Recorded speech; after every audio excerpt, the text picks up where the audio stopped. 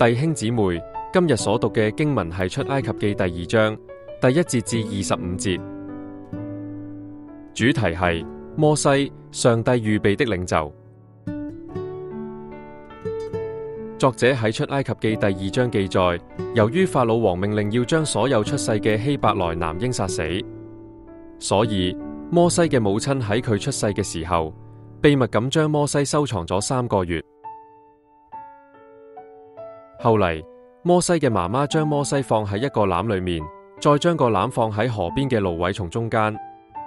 而摩西嘅姐姐就遠遠咁睇住個籃，因為想知道個籃放喺河邊之後，摩西同個籃會點樣。法老個女見到個籃裏面有位小朋友之後，決定收養佢。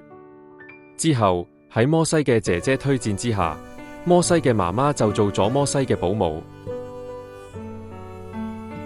摩西長大之後，有一日，摩西睇到一位埃及人虐待另一位希伯來人，摩西就將嗰位埃及人殺死咗。而因為摩西擔心法老王會報仇，所以摩西就逃亡去到米甸居住。